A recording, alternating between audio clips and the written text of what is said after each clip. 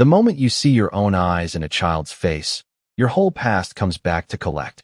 The black Escalade glided to a smooth stop at the curb outside Westbrook Academy, just as the first bell rang across the crisp Chicago morning.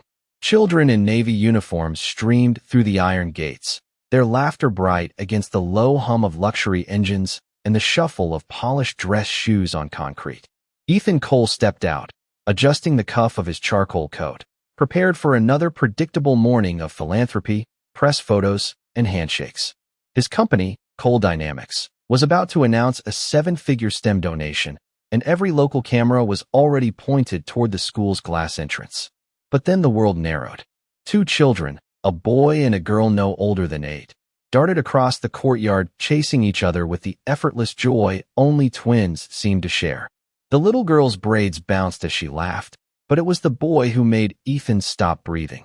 The child turned sharply near the fountain, sunlight catching his face in a way that felt impossible. Gray eyes, a deep dimple in his left cheek, the same stubborn crease between his brows Ethan had seen in his own reflection since his 20s. For one suspended second, the noise of the courtyard faded beneath the pounding in his chest. He knew that face, not because he had met the child before, but because he had lived inside that face his whole life. The boy paused at the base of the school steps and reached back instinctively for his sister's hand, the same protective gesture Ethan used to make with his younger brother at crowded airports when they were kids. Something cold and electric slid down Ethan's spine. He stared harder, trying to force logic over the impossible. The timing, the age, the way the twins moved like mirrored halves of one thought. Then the school's double glass doors opened with a soft hydraulic hush, and the second shock hit harder than the first. Monica Hayes stepped out in a tailored navy blazer, a silver principal's badge catching the morning sun just above her heart. Her natural curls were pinned elegantly at the nape of her neck, and her posture carried the quiet authority of someone who no longer needed permission to take up space. Principal Monica Hayes. The name etched across the glass behind her landed in Ethan's chest like a verdict. 10 years disappeared in an instant. He saw a cramped college scholarship gala instead of the courtyard. A younger Monica in a simple thrift store dress, standing with her shoulders squared while wealthy donors and privileged students whispered behind champagne glasses. He heard his own voice again, sharp with arrogance and careless cruelty. Some people should learn that ambition doesn't buy class. The laughter that followed had been soft, polished, socially acceptable, and unforgettable. Monica had not cried. She had not defended herself. She had simply lifted her chin and walked away with the kind of silence that made the room feel smaller. Ethan had forgotten the moment by the next morning. Monica clearly had not. Her gaze met his now, calm and unreadable, but there was something in the stillness of her expression that made him feel more exposed than any public scandal ever had. Around them, teachers guided students toward the science fair banners lining the courtyard. Parents chatted over paper coffee cups, and local reporters waited for the donor ceremony to begin. Yet somehow it felt as if the entire campus had vanished, leaving only the three truths standing in front of him. The woman he once humiliated, the life she had built without him, and the two children whose faces looked like echoes of his own childhood photos. The twins ran toward Monica without hesitation, one on each side, their movements practiced and natural. "Mom, we're going to be late for setup," the girl said, tugging lightly at Monica's sleeve. Ethan's throat tightened so suddenly he almost missed the project board the boy lifted onto the table beside the auditorium doors.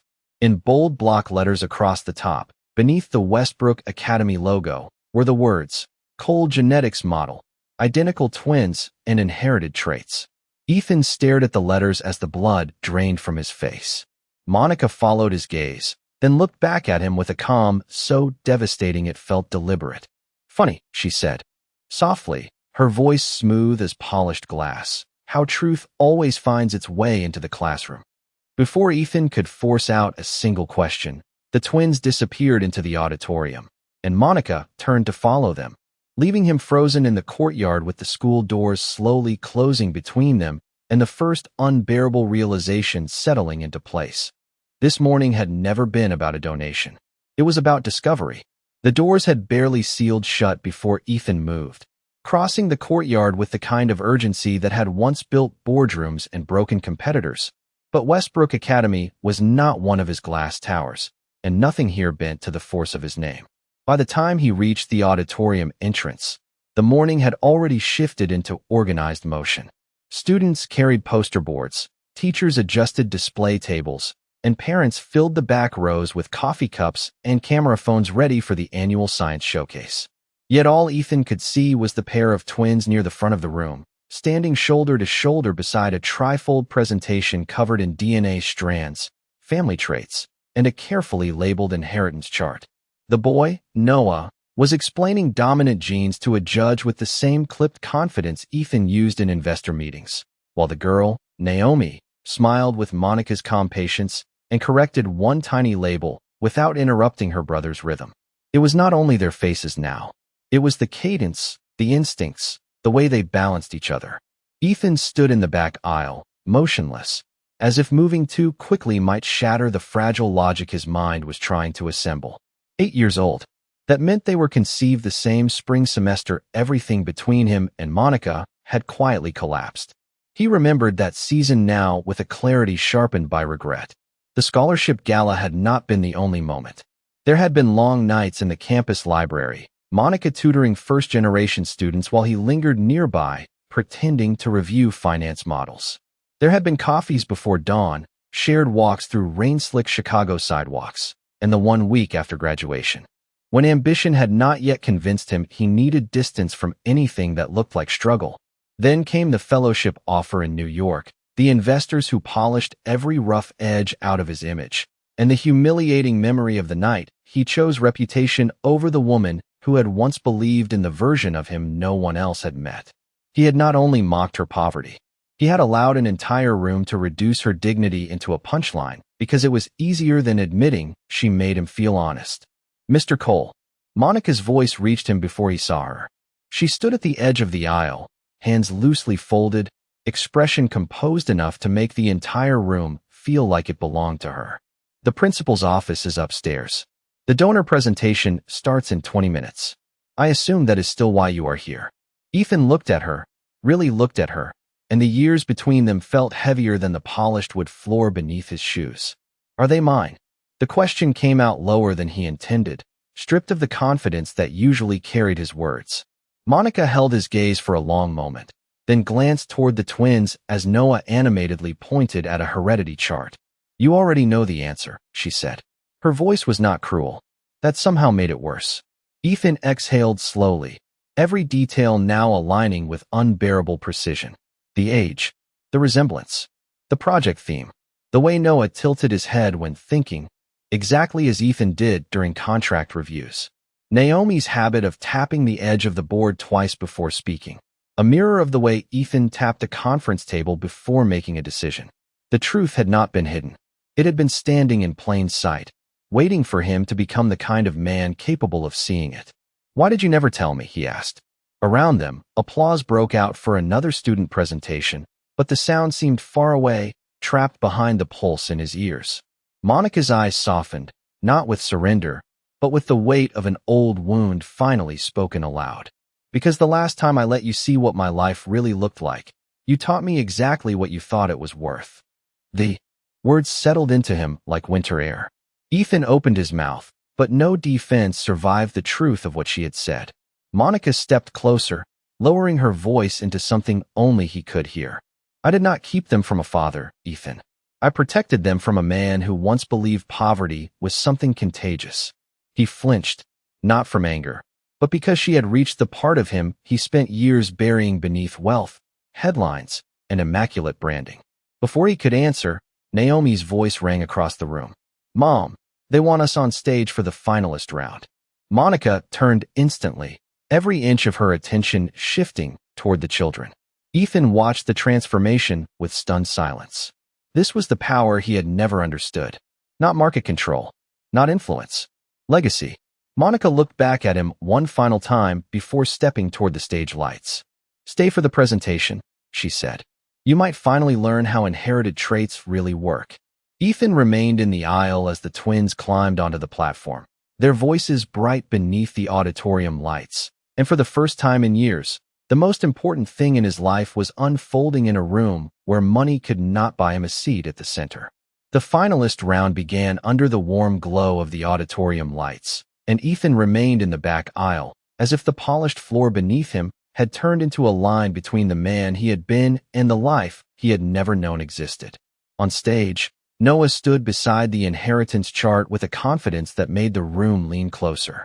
Naomi held the remote for the projector, her small fingers steady as a DNA strand rotated across the screen behind them. Identical twins share the same genetic origin, Noah explained, his voice clear and measured, but environment shapes how those traits grow into personality, leadership, and resilience. The final word struck Ethan harder than it should have. Resilience. Monica's word. Monica's life.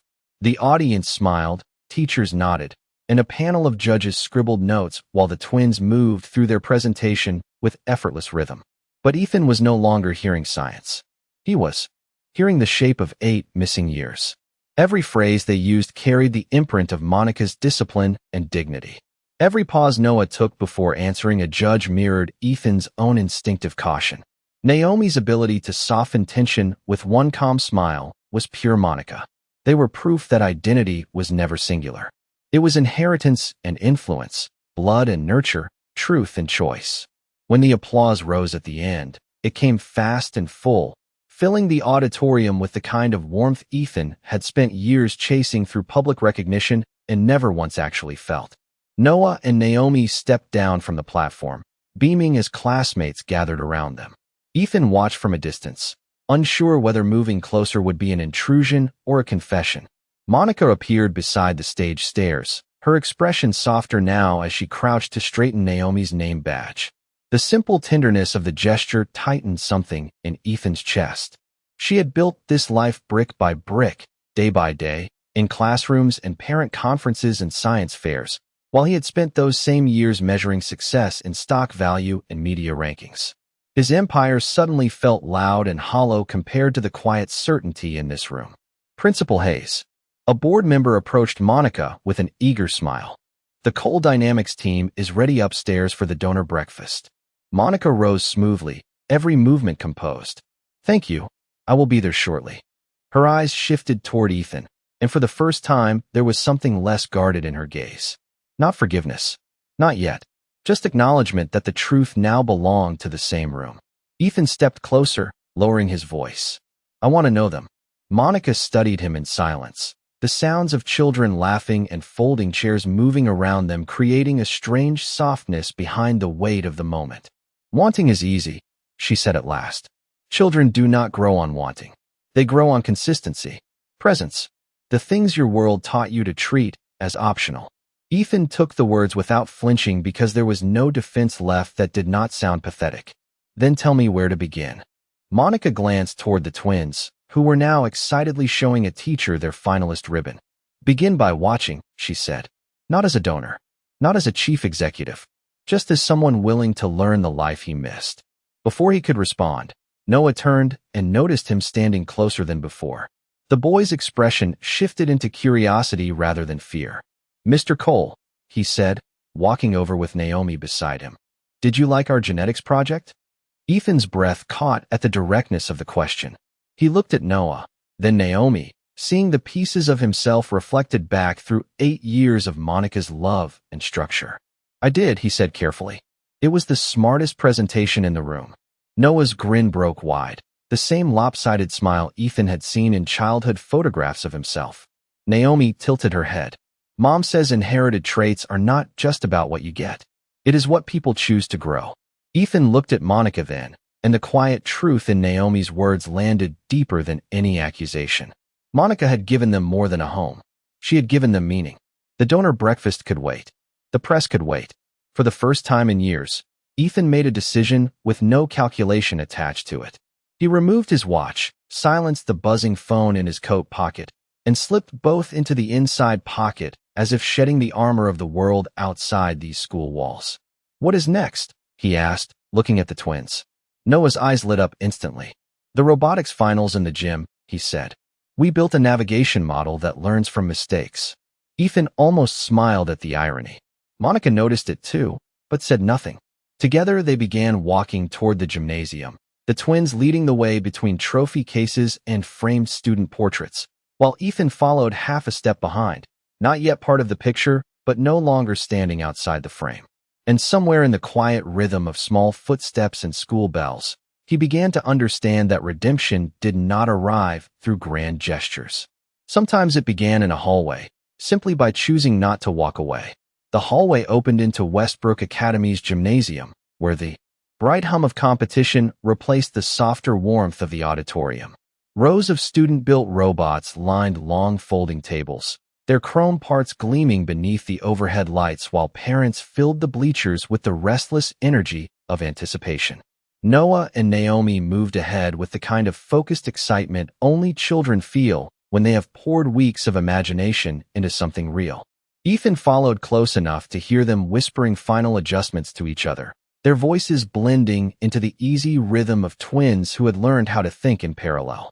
Monica walked beside them, calm as ever, but there was a subtle watchfulness in the way her eyes tracked every detail, from loose cords on the floor to the time flashing on the scoreboard clock.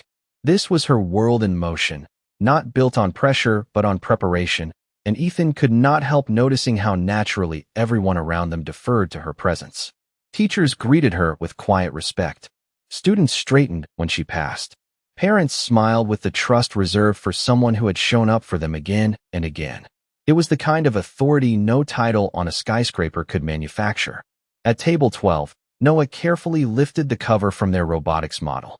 The machine was no larger than a shoebox, built with polished aluminum arms and tiny sensor lights that blinked a cool blue. Naomi set a tablet beside it and looked up at Ethan with a proud smile. "It is a self-correcting navigation unit," she explained. "It learns from every wrong turn and updates the route in real time." Ethan stared at the machine, struck by the quiet poetry of the concept. Learn from every wrong turn. Update the route. The words felt less like a science explanation and more like the shape of his entire life, standing in miniature on a folding table. Noah pressed start, and the robot rolled onto the maze board, its wheels moving confidently through narrow corridors marked with dead ends and false paths. The first wrong turn came quickly. The robot paused, recalibrated, and adjusted without hesitation, choosing a new direction with more certainty than before. Around them, judges leaned closer, clearly impressed. Ethan found himself leaning in too, not because of the competition, but because the lesson was impossible to miss. The machine did not panic when it failed. It learned. It continued. Monica's voice came softly beside him. That was Naomi's idea. He looked at her, surprised. She gave the faintest nod toward her daughter. She said mistakes only become dangerous when pride keeps you from correcting them. The truth of it landed deeper than any boardroom advice he had ever paid consultants millions to package into leadership language. Before he could answer, one of the judges approached with a clipboard. "Excellent adaptive learning sequence," the woman said warmly to the twins. "What inspired the model?" Noah glanced at Naomi, then both of them looked toward Monica. "Our mom," Naomi said simply. "She always says life is about learning the better route after someone sends you the wrong way." Ethan felt the words settle into the quiet place in him that had been cracking open since morning. Monica had never taught these children bitterness. She had taught them wisdom. Even the pain he caused had been transformed into something constructive, something capable of helping them grow instead of breaking them. The final round countdown flashed across the scoreboard, and the gym lights dimmed slightly as the competition lane illuminated. Students gathered around the maze course while the announcer's voice echoed overhead. Noah and Naomi's robot moved into the championship bracket against a machine from another elite private school. The crowd's murmur swelled.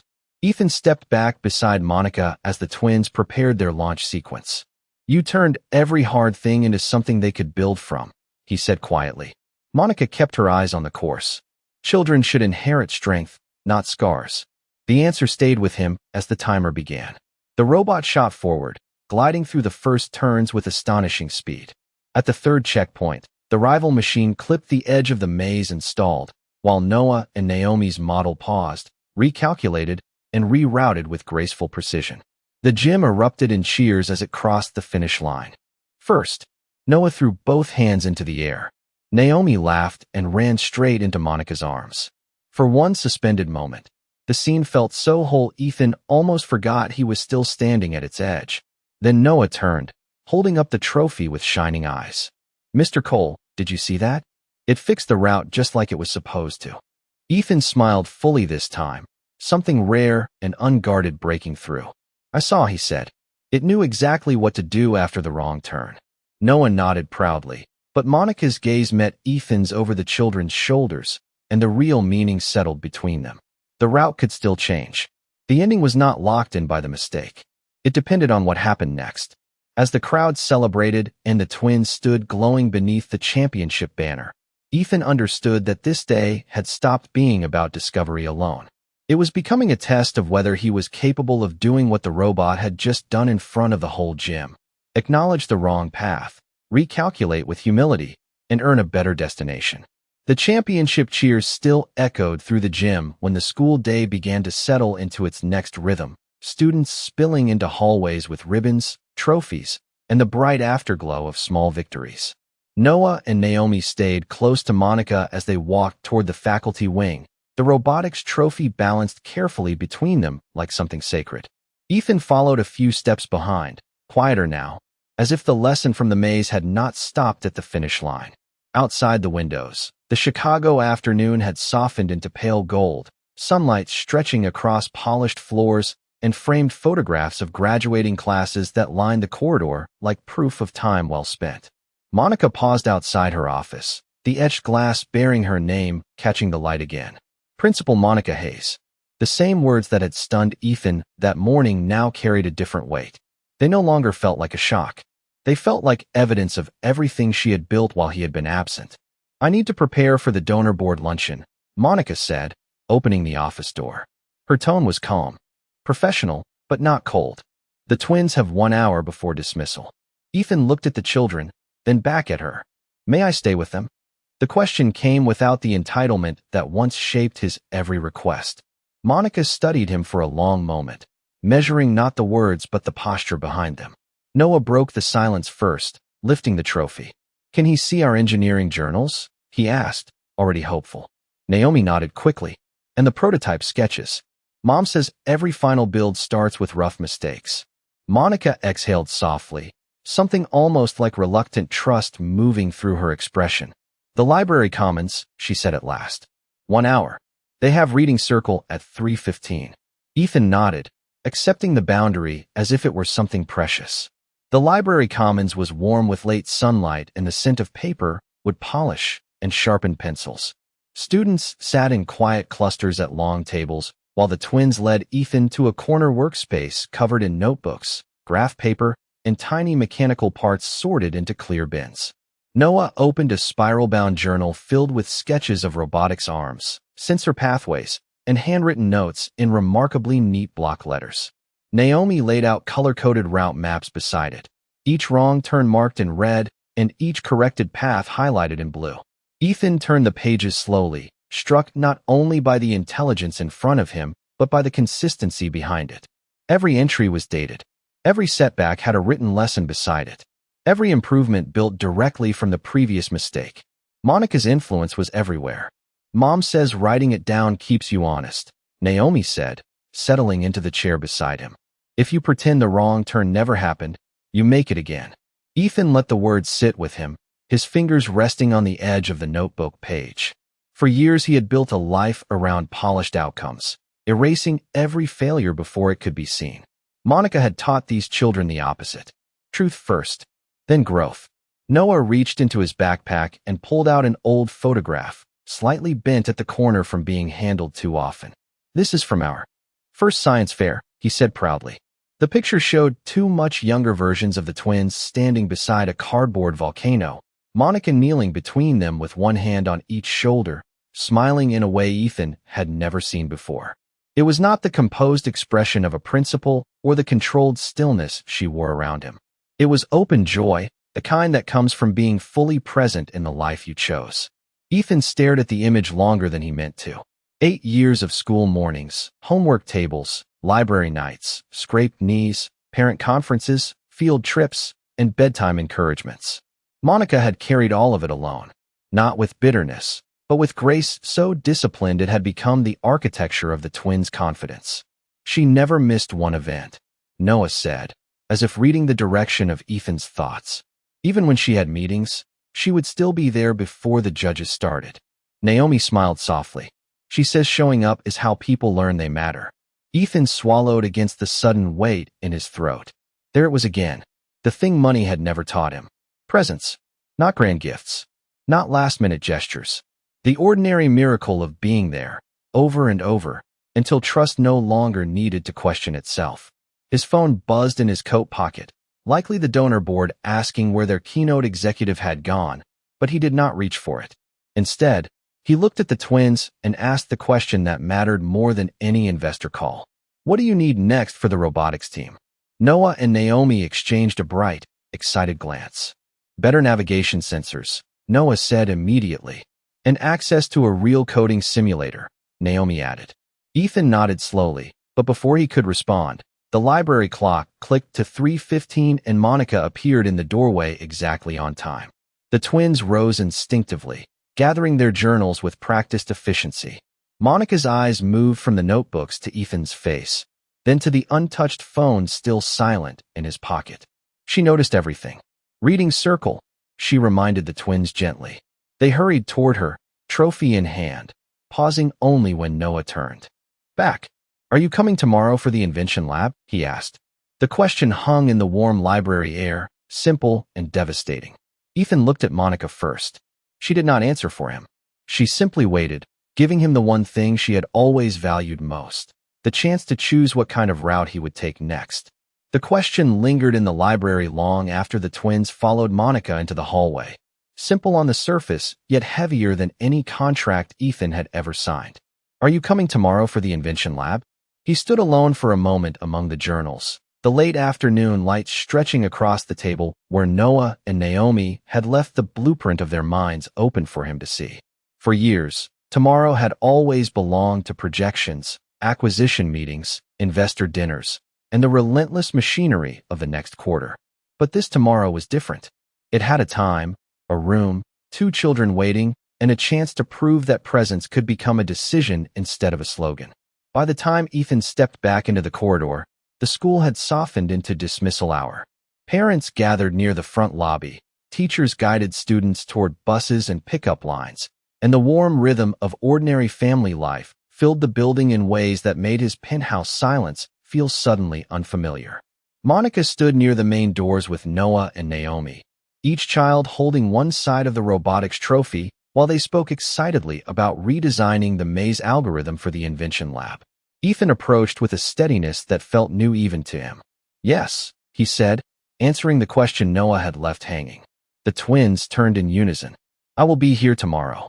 Noah's face lit up first, a grin so immediate it cut through every remaining layer of Ethan's hesitation.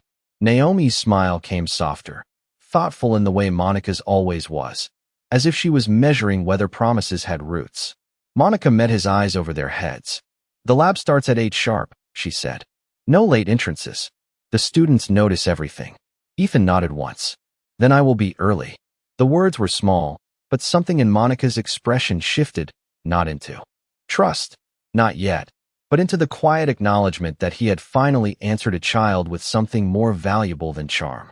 Outside, the air carried the cool edge of a Chicago evening as families moved across the front steps. Black sedans idled at the curb beside minivans and yellow buses, the contrast between worlds sharper now than ever. Ethan's driver stood by the Escalade, waiting with the practiced discretion of a man used to schedules that ruled entire companies. Ethan looked at the open rear door, then back at the twins. Would it be all right if I walked with you to your car? Noah looked immediately to Monica, who gave a small nod. Together they moved down the stone steps into the fading gold of sunset. Naomi walked beside Ethan this time, trophy tucked against her chest. Mom says people tell the truth with patterns, she said suddenly. Ethan glanced down, surprised by the quiet precision of the statement. Patterns. Naomi nodded. Not just words. Showing up. Listening. Remembering what matters. If the pattern changes, the truth changes too. Ethan let the words settle into him like a verdict and an invitation at once. Children did not negotiate trust. They observed it. Every tomorrow either built a bridge or confirmed a gap. At Monica's SUV, Noah carefully placed the trophy on the back seat before turning back toward Ethan. Tomorrow we are testing obstacle memory, he said, excitement bright in his voice. The robot has to remember every wrong turn from the first run and beat its own time. Ethan almost laughed at how relentlessly the universe kept placing the same lesson in front of him. Then I definitely need to see that. Monica opened the driver's door, but paused before getting in. The streetlights had just begun to glow, soft halos against the deepening blue of evening. Tomorrow is not about impressing them, she said quietly, her voice meant only for him. They have already been disappointed by enough adults outside these walls. If you come because you understand what consistency costs. Ethan looked at her, really looked at the woman whose dignity had turned every wound into structure, every absence into protection, every hard truth into wisdom her children could actually use. I understand what it cost you, he said. Monica's gaze held his for one long beat, the silence between them filled with everything neither of them needed to explain anymore. Then she gave the smallest nod and slid into the driver's seat. The twins waved as the SUV pulled away, Noah pressing his hand to the window. Naomi still watching with that careful, searching calm that reminded Ethan so much of Monica, it almost hurt. He remained on the curb long after the taillights disappeared into evening traffic. His own driver stepped closer. Sir, the board luncheon has been rescheduled for tomorrow morning at 8. Ethan turned slowly, the irony almost too perfect. 8 o'clock, the same hour as the invention lab. For the first time in his career, the conflict did not feel complicated. One room offered applause, headlines, and strategic praise. The other held two children measuring whether a man could become different through repetition. Ethan looked back at the empty school steps, then toward the city skyline rising in the distance, its towers sharp and glittering against the dusk. He had spent years believing power meant controlling outcomes. But Monica had shown him something far harder. Real power was choosing the right room before anyone else knew it mattered. And as he slid into the Escalade, the route for tomorrow had already been decided. At 7:43 the next morning, Westbrook Academy was still waking up, the hallways washed in soft amber light from the rising Chicago sun and the quiet shuffle of early staff moving between classrooms. Ethan Cole stepped through the front doors carrying no leather portfolio, no assistant, no phone pressed to his ear. For the first time and longer than he could remember, he had entered a building with nothing to prove except whether he would keep a promise. The invention lab sat at the end of the science wing, its glass walls glowing with the blue light of monitors and prototype stations. Through the door, he could already see Noah and Naomi at their table, heads bent over the upgraded navigation model, the trophy from yesterday resting on a shelf behind them like a reminder of what consistency had already built. Noah looked up first, and the brightness in his face landed straight in Ethan's chest. You came early, he said, almost surprised by his own relief. Ethan smiled and glanced at the wall clock. 7:43. I said I would. Naomi looked at him for one quiet second, then gave the smallest nod, as if another piece of the pattern had just clicked into place. Monica stood near the whiteboard reviewing the morning challenge instructions with the student teams. Her navy blazer was replaced by a cream sweater and tailored slacks today, softer but no less composed. When her eyes found Ethan at the doorway, she did not smile, but the guarded distance from yesterday had eased into something more observant than defensive. He had chosen the right room. The Invention Lab challenge was simple in theory and merciless in practice. Each robotics team had to run their navigation unit through a maze once, store every wrong turn, then rerun the course at double speed while avoiding every previous mistake. Learn, remember, improve. The same lesson, now sharpened into competition. Ethan moved beside the twin station as Noah connected the sensor array. Naomi handed Ethan a laminated route map filled with blue and red markers. Blue is learned memory, she explained. Red is where it failed first. Ethan studied the chart and noticed something new.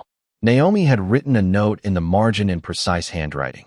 The second run only works if the system trusts what the first run taught it. The sentence stayed with him as the timer began. The first run started rougher than expected. At checkpoint 3, the robot misread a reflective surface and veered into a dead corridor, losing nearly 12 seconds before recalibrating. Noah's shoulders tightened. Naomi immediately logged the error, calm and methodical.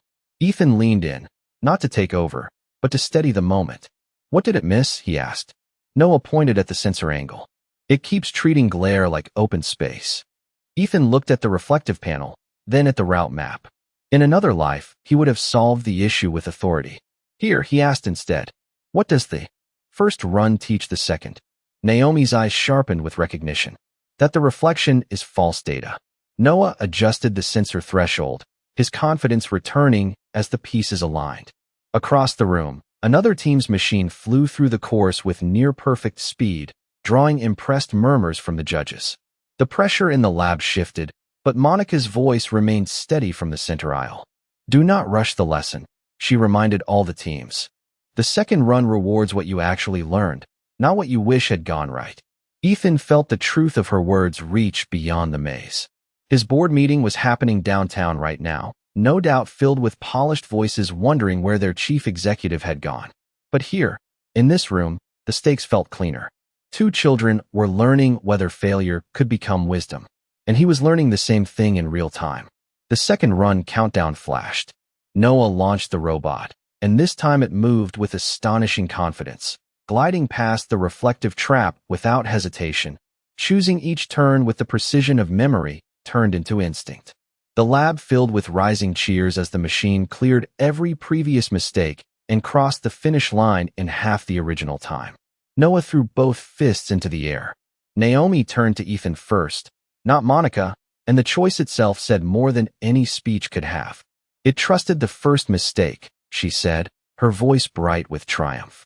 Ethan nodded slowly, emotion tightening unexpectedly in his throat. That is how real growth works. Monica approached the station as the judges recorded the winning time. Her gaze moved from the glowing scoreboard to Ethan, then to the twins who were already planning version 3 of the design. They noticed patterns, she said softly, repeating Naomi's lesson from yesterday. And this one mattered. Ethan met her eyes and understood the weight beneath the words. He had missed 8 years. He could not rewrite the first run.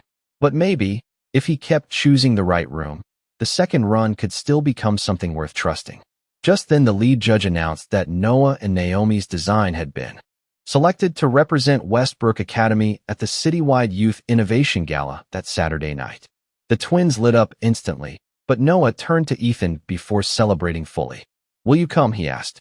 The room seemed to pause around the question. Another promise. Another pattern. Ethan did not look at his watch. He did not think about the gala sponsors, the press, or the conflicts that might wait in his calendar. He only looked at the two children who had spent 2 days teaching him what no empire ever had. I will be there, he said. And this time, Monica did not look away. Saturday evening draped Chicago in velvet blue and gold as the citywide Youth Innovation Gala transformed the Downtown Science Museum into a cathedral of glass, light, and ambition. Crystal reflections rippled across polished marble floors while banners from elite schools hung from the atrium balconies, each one announcing the next generation of minds ready to reshape the future. Westbrook Academy's display stood near the center rotunda, Noah and Naomi's upgraded navigation model glowing beneath a soft halo of white spotlights. Their route maps, now framed with color-coded memory pathways, drew clusters of educators, sponsors, and local press. Monica stood just behind them in a deep navy dress and tailored coat, composed as always, but tonight there was a quiet pride in the way her gaze followed the twins as they answered questions with practiced confidence. Ethan arrived 10 minutes early. No cameras had been tipped off. No assistants cleared his path. He walked into the museum alone, the city lights reflecting off the glass walls behind him, and for once his entrance was not designed to be seen. Yet Noah saw him almost immediately. He came, the boy whispered, unable to hide the brightness in his voice. Naomi turned next, and her smile carried something deeper than excitement now. Recognition. Pattern confirmed. Ethan crossed the rotunda floor, stopping at the twin station just as a panel of sponsors approached. One of the museum trustees, a silver-haired woman with a Chicago philanthropic legacy older than some universities, studied the model with visible admiration. This adaptive memory system is remarkable, she said. Who taught them to think this way? Noah answered without hesitation. Our mom taught us that every wrong turn is still useful if you are honest about it. The trustee's eyes shifted to Monica with warm respect.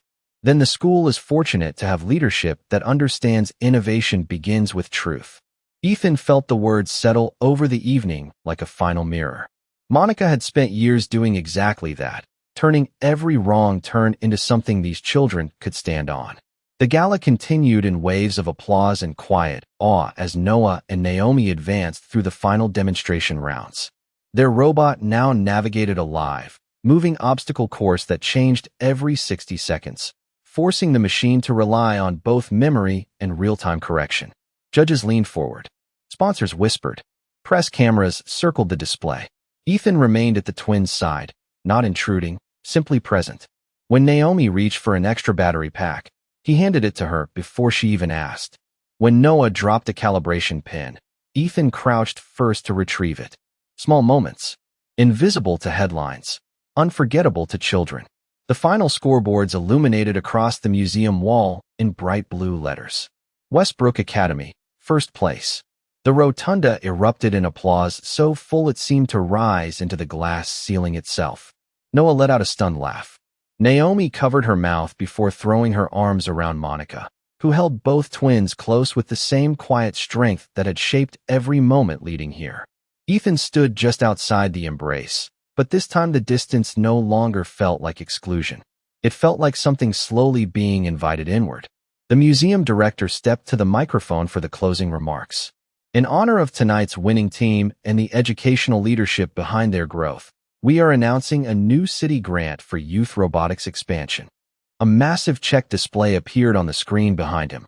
$500,000 for STEM development in underfunded Chicago schools. The crowd applauded again, but then the director added words no one had expected. This grant was personally doubled tonight by Mr. Ethan Cole in recognition of Principal Monica Hayes and the transformative work happening at Westbrook Academy. A soft wave of surprise moved through the room. Ethan had not planned a speech, but the microphone was already in his hand before the applause fully faded.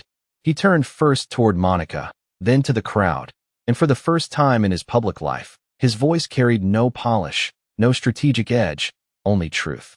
Years ago, I made the mistake of confusing poverty with limitation, he said, the museum falling silent around him. I judged someone's beginning instead of recognizing the brilliance in her direction. Monica Hayes did not just build a school culture. She built resilience, integrity, and two of the brightest young minds this city has ever seen. Tonight, this grant is not charity. It is acknowledgement. Monica stood still beneath the museum lights, her expression unreadable for one suspended second, but Noah and Naomi looked between them with the kind of awareness children develop when truth finally stops hiding. The applause that followed was different now, less about the donation, more about the restoration of dignity in a room built for recognition. After the ceremony, the crowd thinned into clusters of interviews and congratulations. Ethan found Monica standing near the museum's glass balcony, the skyline glittering behind her like 1,000 distant windows. That was not for the press, he said quietly. Monica looked out over the city, then back at him. I know, she replied. The simplicity of it carried more weight than praise ever could. Behind them, Noah and Naomi laughed as they posed with their trophy beneath the city grant banner. Ethan watched them, then looked at Monica again. I missed their first 8 years, he said. I cannot undo that. Monica's gaze softened, just enough to let the next truth breathe. No, she said, but you are no longer missing this one. And as the museum lights shimmered across the glass and the twins' laughter carried through the rotunda, Ethan understood that tonight was not the ending of a mistake. It was the public proof that the route had changed.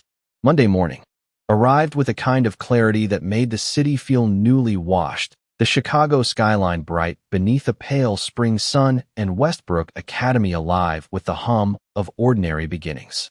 Students crossed the courtyard with backpacks bouncing against their shoulders. Teachers balanced coffee cups and lesson plans, and the front steps glowed in soft gold, as if the building itself understood that some endings arrive disguised as routine.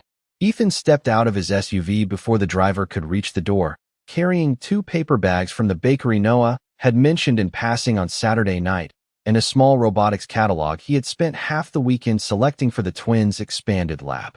No cameras followed him. No headlines announced his arrival. Yet somehow this morning felt more significant than any public launch he had ever orchestrated. At the front entrance, Noah and Naomi were already waiting beside Monica, their uniforms crisp, their championship trophy now displayed in the glass case behind them with a new brass plaque beneath it, City Innovation Champions. Noah's eyes widened when he saw the bakery bags. "You remembered the cinnamon rolls," he said, stunned by the simplicity of being known. Ethan smiled and handed one to each of them. "Patterns matter," he said, and Naomi's answering grin carried all the quiet intelligence of someone who understood exactly what the words meant now. Monica watched the exchange with a softness that had taken 9 parts of truth, consistency, and humility to finally exist. It was still guarded, still careful, but no longer closed. Inside the school, the new STEM expansion plans were already posted along the science wing walls, blueprints for upgraded coding stations, prototype labs, and scholarship outreach for underfunded neighborhoods across Chicago. At the top of the proposal board, in bold navy lettering, were the words, "The Hayes Innovation Initiative." Ethan paused beneath the sign, taking in the weight of what the name represented. Not his company, not his legacy, hers. Monica's journey from the woman once dismissed for where she started to the architect of an entire generation's future. The board approved the city grant rollout this morning, Monica said as they walked together toward the Invention Lab. 3 public schools on the south side will receive full robotics support by fall. Ethan looked at her with something deeper than admiration now. "Reverence. That is what your route built," he said quietly. Monica's eyes met his, calm and steady beneath the morning light. "Our children needed proof that beginnings do not define endings." In the Invention Lab, Noah and Naomi were already sketching designs for a new citywide challenge, their pencils moving in quick synchronized strokes across graph paper. Ethan joined them without being asked, taking the empty chair that now seemed to exist naturally at their table. Noah slid over a blueprint of a drone-based navigation system. "We wanted to map changing routes in real time for disaster relief," he explained.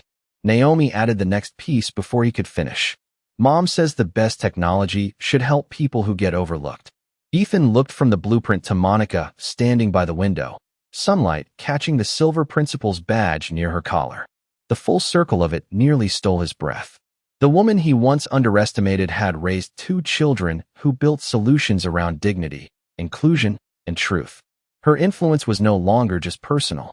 It had become institutional. A bell rang through the hallway, bright and familiar. Students shifted toward first period, voices rising and fading beyond the glass walls of the lab.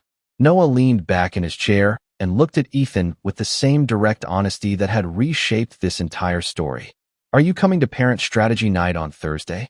The question landed gently this time, not as a test, but as the natural next piece of a pattern already taking root. Ethan answered without hesitation. "I already moved my board dinner." Naomi smiled, then reached for the robotics catalog he had brought. "You picked the advanced aerial sensors," she said, impressed. "That means you listened when I said the old ones had drift issues." Ethan laughed softly, something easy and warm now instead of guarded. "I am learning from the best engineers in Chicago." Monica stepped closer to the table, her presence folding naturally into the moment. For the first time, the 4 of them stood around the same blueprint, the same future, the same room. No one said the word family. It did not need to be spoken yet. It was already there in the pattern of mornings remembered, promises kept, and plans made with everyone included. Outside the lab windows, the courtyard filled with sunlight and movement, students crossing paths beneath banners celebrating the city championship and the upcoming Hayes Innovation rollout. The school no longer felt like the place where Ethan had discovered what he lost. It had become the place where he learned what could still be built. Monica looked at the children, then at Ethan, and the smallest smile finally touched her lips. "The second run was worth trusting," she said. Ethan looked at Noah and Naomi bent over the drone design, their voices blending into one bright, determined rhythm, then back at the woman whose dignity had transformed every wrong turn into structure. "No," he said softly, with the certainty of a man who finally understood the route. "This is the real beginning." And beneath the steady morning light of Westbrook Academy, surrounded by blueprints, school bells, and the living proof of what consistency can restore, the story did not end with regret. It settled into something stronger, quieter, and infinitely more powerful. A future built by the woman he once misjudged, the twins who taught him how to learn from mistakes, and the simple courage of choosing the right room until it finally became home.